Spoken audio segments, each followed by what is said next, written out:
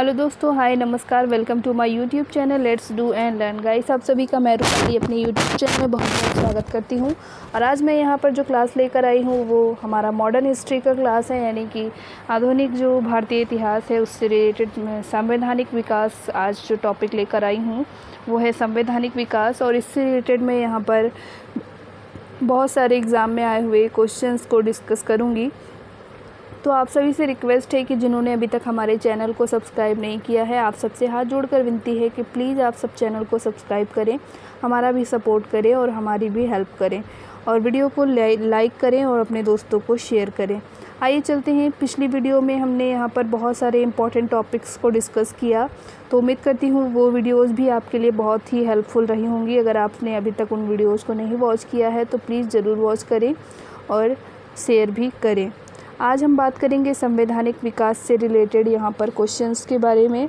और ये जो क्लास है हमारी, ये जीएस से रिलेटेड क्लास है। तो जो लोग भी एसएससी का, सीजीएल का, बैंक का या फिर पेट का एग्ज़ाम देने वाले हैं, या कोई अन्य एग्ज़ाम जो वनडे एग्ज़ाम जिसमें जीएस आता है, तो उन सभी के लिए ये वीडियो इम्पॉर्टेंट होने वाली है।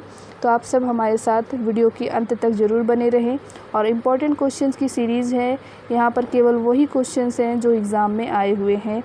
तो आइए चलते हैं ऑनलाइन परीक्षा में आए हुए प्रश्नों की ओर। तो सबसे पहला ऑफलाइन परीक्षा में आए हुए प्रश्नों की ओर।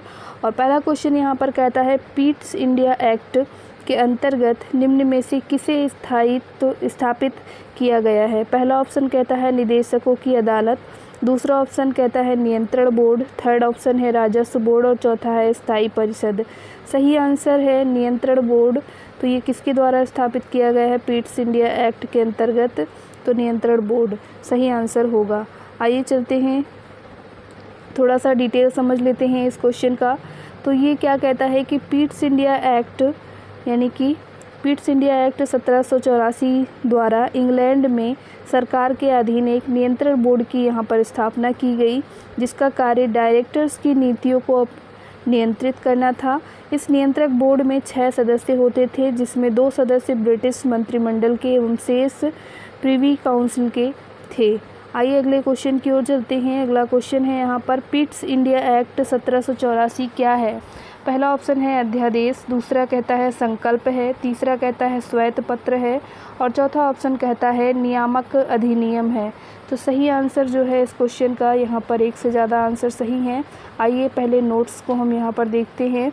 तो नोट्स में क्या बताया गया रहा है कि यहाँ पर पीट्स इंडिया एक्ट, जिसे ईस्ट इंडिया कंपनी अधिनियम 1784 के नाम से भी यहाँ पर जानते हैं हम, और एक अधिनियम था जो ग्रेट ब्रिटेन की संसद द्वारा नियामक अधिनियम 1773 की कमियों में सुधार हेतु कंपनियों की गतिविधियों पर नियंत्रण स्थापित करने के लिए यहाँ पर इसको पारित किया गया था। तो आइए चलते हैं अगले क्वेश्चन की ओर। कलकत्ता में उच्चतम न्यायालय की स्थापना किसके द्वारा की गई थी? कलकत्ता में उच्चतम न्यायालय की जो स्थापना है वो किसके द्वारा की गई?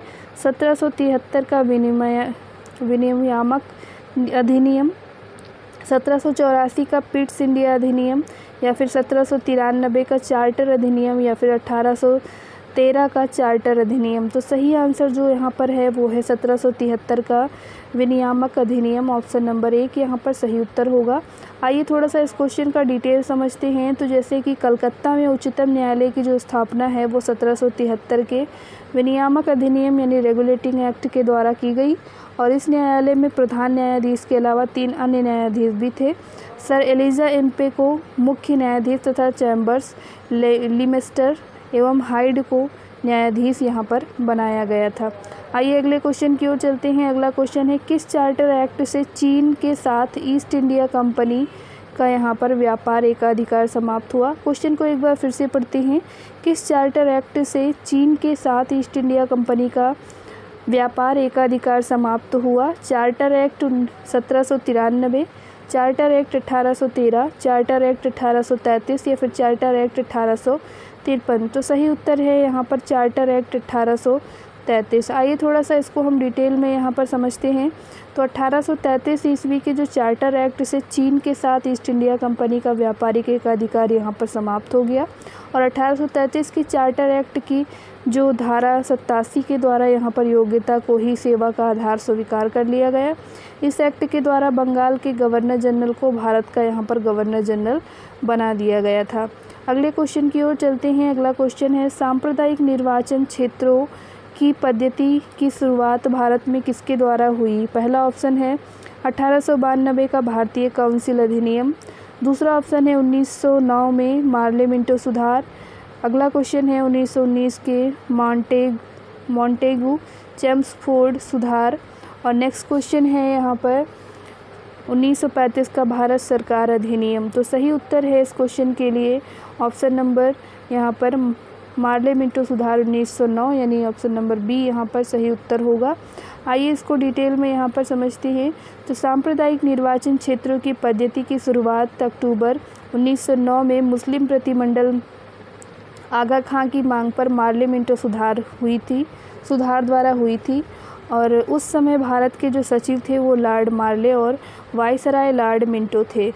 आइए आगे चलते हैं अगले क्वेश्चन की ओर। अगला क्वेश्चन है, भारत में प्रांतीय स्वायत्तता शुरू की गई, किसने शुरू की?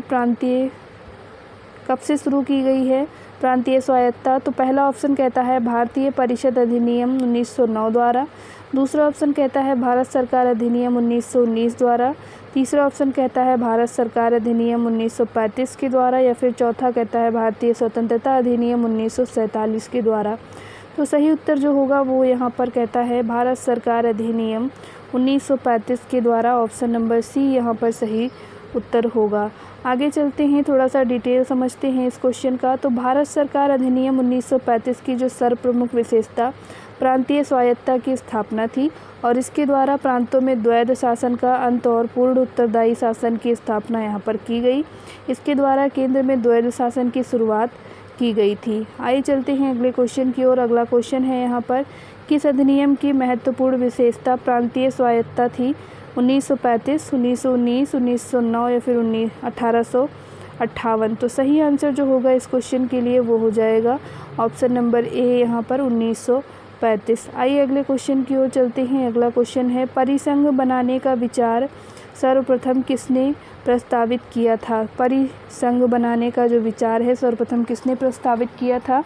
पहला ऑप्शन है भारतीय परिषद अधिनियम 1892 में, मार्ले मिंटो सुधार, या फिर मॉन्टेगू चेम्सफोर्ड सुधार, या फिर डी कहता है नेहरू रिपोर्ट 1928। तो सही आंसर जो होगा इस क्वेश्चन के लिए वो होगा हमारा, यहाँ पर एक से ज़्यादा आंसर सही होंगे, इसलिए हम इसको नोट्स के थ्रू पहले पढ़ते हैं कि क्या नोट्स में दिया गया है। तो यहाँ पर परिसंघ यानी फेडरेशन बनाने का जो विचार था सर्वप्रथम भारतीय शासन अधिनियम 1935 में आया और अखिल भारतीय संघ 11 ब्रिटिश प्रांतों, 6 चीफ कमिश्नर के साथ क्षेत्रों एवं देसी रियासतों से मिलकर बनना था। ब्रिटिश प्रांतों के लिए संघ में शामिल होना अनिवार्य था, परंतु देसी रियासत को उनकी इच्छा पर वो निर्भर करता था। देसी रियासतों ने संघ में शामिल होना स्वीकार नहीं किया।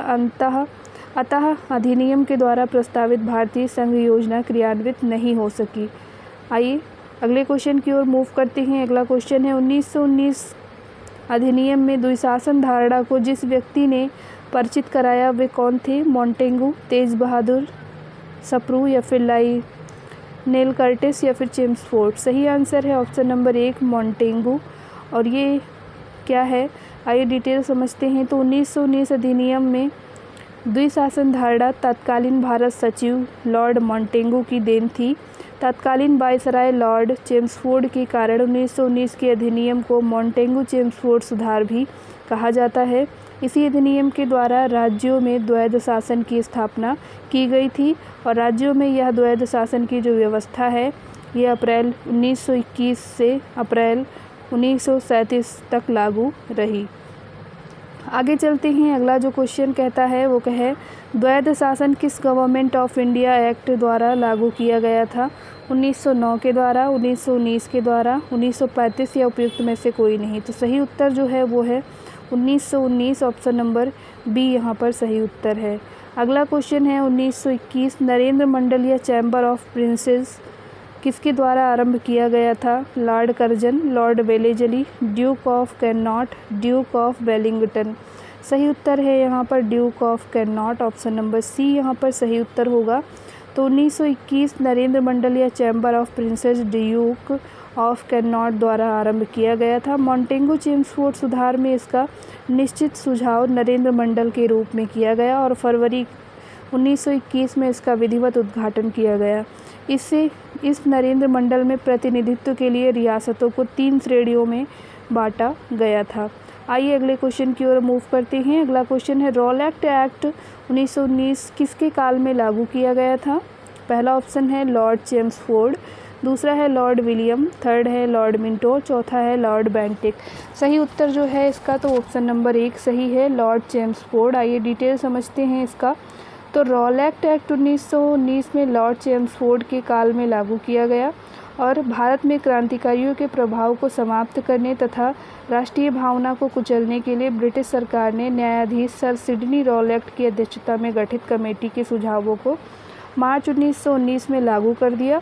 और इसका जो इस विधेयक के अनुसार मजिस्ट्रेटों के पास यह अधिकार था कि वो किसी भी संदेहास्पद व्यक्ति को क्या करें, गिरफ्तार करें और उस पर मुकदमा चलाएं तथा उसे अनिश्चित काल के लिए जेल में वो रख सकता था। और इस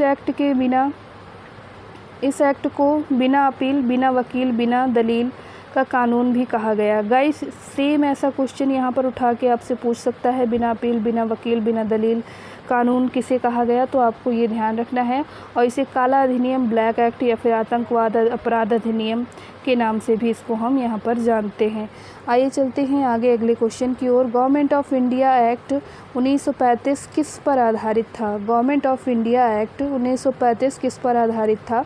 साइमन कमीशन पर, लॉर्ड कर्जन कमीशन पर, डिमिट्रोव थीसिस पर या फिर लॉर्ड क्लाइव की रिपोर्ट पर? तो क्वेश्चन नंबर 13 का जो सही आंसर है यहाँ पर वो हो जाएगा साइमन कमीशन, ऑप्शन नंबर 1। थोड़ा सा डिटेल क्या है कि गवर्नमेंट ऑफ इंडिया एक्ट 1935 प्रश्नगत विकल्पों में से साइमन कमीशन की रिपोर्ट पर आधारित था। आइए अगले क्वेश्चन की ओर चलते हैं। अगला क्वेश्चन है भारत के लिए संविधान बनाने वाली संविधान सभा किस वर्ष स्थापित की गई थी? 1947, 1948, 1946 या फिर 1949? सही उत्तर है इस क्वेश्चन का ऑप्शन नंबर सी, 1946। आइए थोड़ा सा डिटेल समझते हैं। कैबिनेट मिशन योजना के तहत संविधान सभा के गठन के लिए भारत में जुलाई 1946 में चुनाव हुए थे तथा 9 दिसंबर 1946 को संविधान सभा की पहली बैठक दिल्ली में हुई थी। तो ये था आज का हमारा ये क्वेश्चंस आंसर सीरीज़ और इसमें आज हमने बात किया यहाँ पर संवैधानिक विकास, संवैधानिक इतिहास के बारे में। तो यहाँ पर डिस्कस किया संवैधानिक विकास।